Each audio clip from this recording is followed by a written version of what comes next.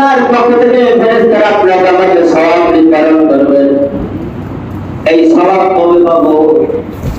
দুনিয়া থেকে যখন চলে যাব, কবরের ভিতরে যাওয়ার পরে পাবো। আর সাথে সাথে একটা জিনিসের চাঁদাব নামে বক্তব্য হইল দুরূদ। কোন বান্দা যদি একবার দুরূদ করে, একবার মান সাল্লা আলাইহি আশার, মান সাল্লা আলাইহি ওয়াহিদান আশারা, ওয়াহিদা তো এক, যারা সৌদি গেছে না ওয়াহিদা বুঝবেন। ওয়াহিদা তো কত? মান সাল্লা আলাইহি ওয়াহিদান, কোন বান্দা যদি একবার দুরূদ করে সাল্লাল্লাহু আলাইহি ওয়াসাল্লাম আশারা, আল্লাহ রাব্বুল আলামিন সাথে সাথে তার আমলনামায় 10টা নেক লিখে দেয়। বলেন না সুবহানাল্লাহ। শুধু নেক না, শুধু কি সাথে 10টা নেক লিখে দেয়, শুধু তাই না, আল্লাহ রাব্বুল আলামিনের দরবারে আপনার মর্যাদা 10 গুণ বাড়ে যায়। বলেন সুবহানাল্লাহ। আপনার আমলনামা থেকে 10টা গুনাহ ঝরে যায়। তো সাথে সাথে আল্লাহর পক্ষ থেকে আপনার আমার উপরে 10টা রহমত নাযিল হয়। দুরূদ বললাম কয়বার? সাল্লাল্লাহু আলাইহি, বড় দুরূদ না ছোট দুরূদ? সাল্লাল্লাহু আলাইহি ওয়াসাল্লাম, সাল্লাল্লাহু আলাইহি ওয়াসাল্লাম। আপনি একবার বলছেন সাল্লাল্লাহু আলাইহি ওয়াসাল্লাম, বলার সাথে সাথে আল্লাহর দরবারে আপনার মর্যাদা 10 গুণ বেড়ে গেছে। বলেন সুবহানাল্লাহ। 10টা গুণ আল্লাহ কেটেছে, সাথে সাথে আপনার উপরে 10টা রহমত নাযিল হয়েছে। বলেন সুবহানাল্লাহ। তাহলে একবার দুরূদ করলে লাভ না লস? এবার তো দুরূদ করবেন তো সাল্লাল্লাহু আলাইহি ওয়াসাল্লাম, সবথেকে ছোট দুরূদ। কোন ব্যক্তি যদি ফজরের নামাজের বাদে 10 বার দুরূদ করে, মান সাল্লাল্লাহু আলাইহি আসলাম, 10 বার, আসার অর্থ 10। কোন লোক যদি ফজরের নামাজের বাদে 10 বার দুরূদ করে, কয়বার দুরূদ? 10 বার। মান সাল্লাল্লাহু আলাইহি আসলাম বিআওয়ালিন নাহার, নাহারাতুল দিন, আওয়ালাতুল সর্বপ্রথম। তাহলে বোঝা গেল ফজরের পরে তো সূর্য ডরে, কি ভাই? এটাই কি সর্বপ্রথম? এই আল্লাহ সাল্লাল্লাহু আলাইহি ওয়াসাল্লাম বলেন নাহার ওয়া আখিরুন নাহার নালাতাহু সাফাতি ইয়াউমুল কিয়ামাতি সালাম। হে আমার উম্মতেরা, তোমরা যদি আমি নতুন করে ফজরের নামাজের মধ্যে 10 বার দুরূদ করতে পারো, আর মাগরিবের নামাজের মধ্যে যদি 10 বার দুরূদ করতে পারো, কয়বার হলে? 20 বার। মাগরিবের পরে 10 বার, ফজরের নামাজের মধ্যে 10 বার যদি দুরূদ করতে পারো, নালাতাহু সাফাতি ইয়াউমুল কিয়ামাতি সালাম। ওয়া ক্বালা আলাইহিস সালাতু ওয়াস সালাম। আল্লাহর নবী বলেন, উম্মতেরা রে, কিয়ামতের ময়দানে আমি নবী ডেলি 20 বার দুরূদ পড়ার কারণে আমি নবী তোমাকে কিয়ামতের ময়দানে সুপারিশ করে আল্লাহর তৈরি জান্নাতে পৌঁছে দেব। তাহলে ইনশাআল্লাহ আমরা রাজি আছি তো? ইনশাআল্লাহ। সবাই পড়বেন তো দুরূদ, বেশি বেশি দুরূদ পড়বেন। আর একটা আমল আছে, ছোট আমল বলে শেষ করি, তওবা ইস্তিগফার। তবে ইস্তিগফার যদি করতে পারে অনেক লাভ। কি কি লাভ? 1 নাম্বার লাভ হলো গুনাহ মাফ হয়। আস্তাগফিরুল্লাহাল্লাযী লা ইলাহা ইল্লা হুয়াল হাইয়ুল কাইয়্যুম ওয়া আতুবু ইলাইহি।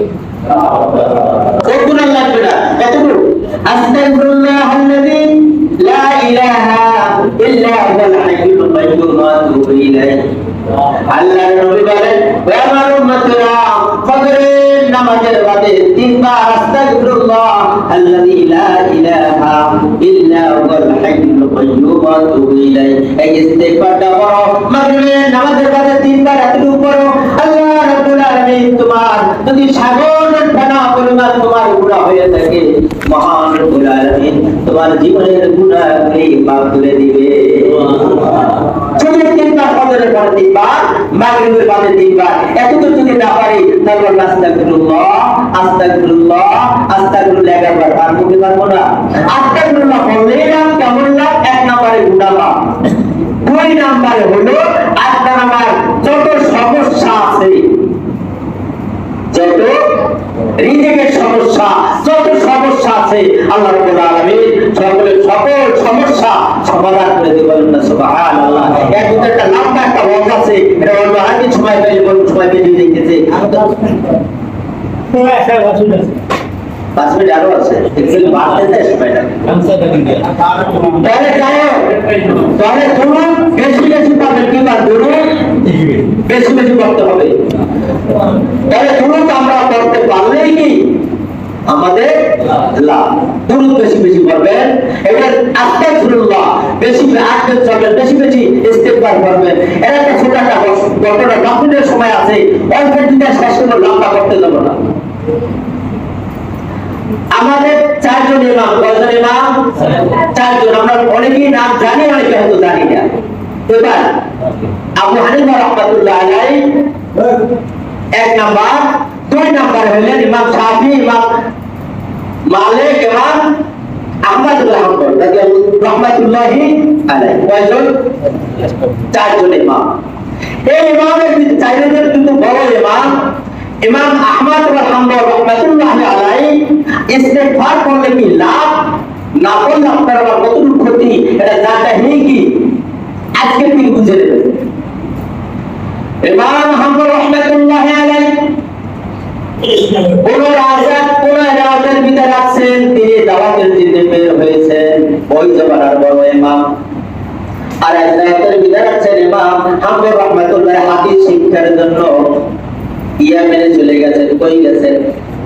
ইয়ামেনে চলে গেছেন হাদিস শেখার জন্য। যাওয়ার পরে সারা দিন যাইতে যেতে ক্লান্ত হয়ে গেছেন, রাত্র হয়ে গেছে, সারাদিন রোজা রাখছে, রাত্র হয়ে গেছে। মাগরিবের নামাজ পড়লেন, ইফতারি করলেন, নামাজ পড়লেন, ওই মসজিদে এশার নামাজ পড়লেন। মনে করলেন শীতকালের দিন মসজিদের ভিতরে থাকবেন, বাড়িঘর তো কোথাও নাই, তার বাড়ি যাবেন, অনেক দূরের মানুষ। উনি যে ইমাম হাম্বল রাহমাতুল্লাহ আলাইহি, ওনাকে এমন কেউ চিনে না, ওনাকে কেউ চিনে না, অনেক দূর কাছে কেউ চিনে না। ইমাম হাম্বল রাহমাতুল্লাহ আলাইহি মসজিদের ভিতরে অবস্থান করলেন এশার নামাজের পরে। মুয়াজ্জিন সাহেব দাঁড়ায় আছে, হুজুর যখন বাইর হয়, হুজুর তো বাইরে দাঁড়িয়ে আছে, মসজিদের ভিতরে ইশারা কাটাই দেবেন। মুয়াজ্জিন সাহেব বলে, হুজুর তাড়াতাড়ি বাইরে, মসজিদে থাকা যাবে না। কারণ আপনি মসজিদে গেলে খুব নমছি যায়, আপনি খায়েন আপনি বলেন নিলে আজাদ দাঁড়িয়ে করবেন, হুজুর বাইরে আপনি যতবার হুজুর পান না ওরা গিয়ে ছুলে লইতেন, ঠিক আছে, তাড়াতাড়ি বাইরে তালা মারেন। ইমাম হাম্বল রাহমাতুল্লাহ আলাইহি মসজিদ থেকে যখন বলেন হুজুরকে হাত মসজিদে তালা মারবো, ইমাম হাম্বল রাহমাতুল্লাহ আলাইহি বলে, বাবা আমি তো মুসাফির, আমি কই যাব, আমার যাওয়ার তার কোনো জায়গা নাই। মুয়াজ্জিন বলে, হুজুর আপনাকে মসজিদে থাকতে দেওয়া হবে না, মসজিদ থেকে বাইরে যেতে হবে।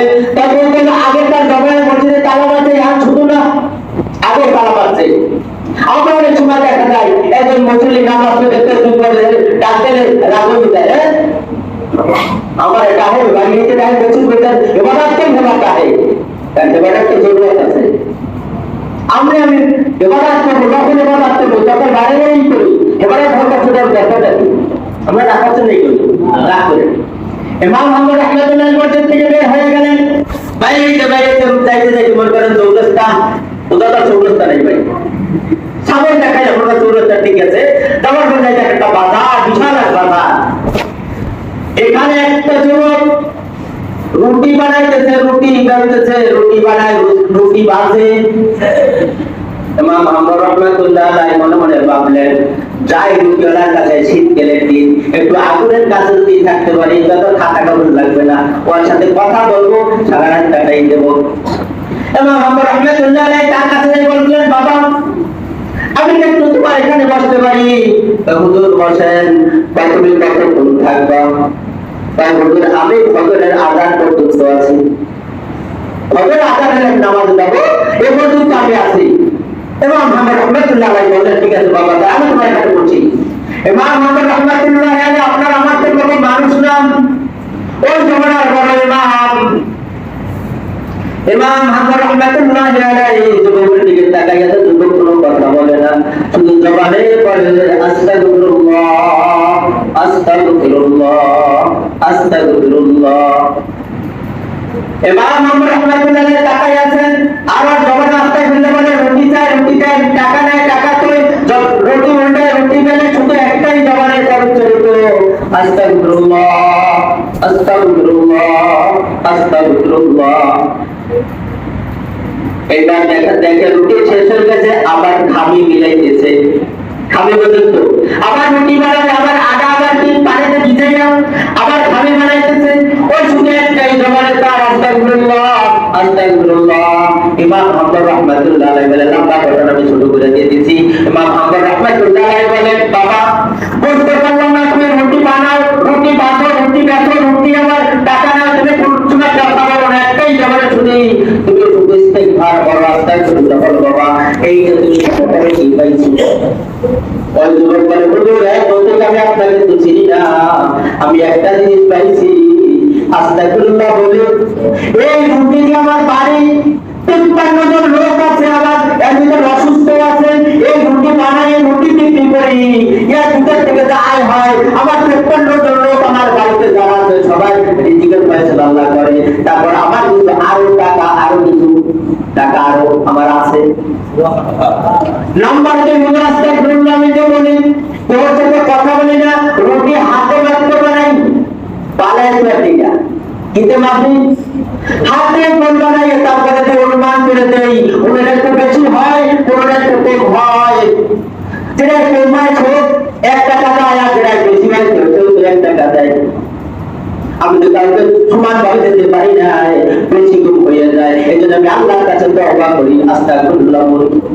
ওনার আর একটা পাইছি, আমি তো যত দোয়া করি আল্লাহ সাথে সাথে কবুল করেন, যত দোয়া করেছি আল্লাহ সাথে সাথে কবুল করেন। আমার সমস্ত দোয়া কবুল, হুজুর একটা দোয়া আমার কবুল হয় নাই, কয়টা দোয়া? ইমাম আহমদ রাহমাতুল্লাহ আলাইহি বলে, বাবা সেই দোয়াটা কি করছো, কবুল হয় নাই?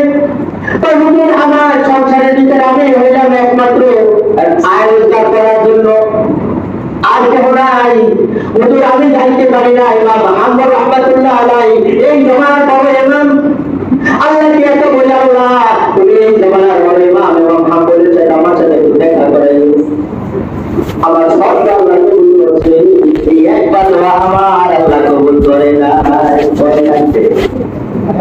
কার কাছে বলে, কার কাছে বলতেছে? ইমাম আহমদ রাহমাতুল্লাহ আলাইহি চোখ থেকে পানি বের হয়ে গেল।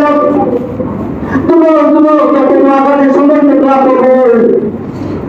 আমাকে আল্লাহ মিশর থেকে আমাকে আল্লাহ ইয়ামেনে আনছেন, একটাই কারণ হলো ইমাম আমি হাম্বলের যুবকের সাথে দেখা করার জন্য। আল্লাহ যুবককে আমার কাছে আল্লাহ নেয় নাই, আল্লাহ আমাকে এখানে আনছে, আর যুবকের সব দোয়া কবুল।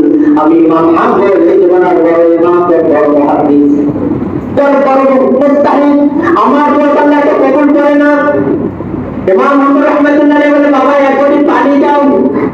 যুবক এক কোটি পানি দিলেন, তুমি নামাজ পড়ে আল্লাহ দরবার সেজদায় করে কাঁদে, আল্লাহ তুমি এত বড় করে বানাইছো, তুমি আমাকে যুবকের কাছে আনছো, যুবকের কাছে কবুল করেছো।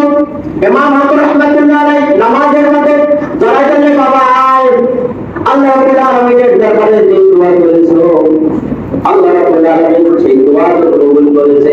আমি এই জমানার ইমাম ইবনে হাম্বল রাহমাতুল্লাহ আলাইহি,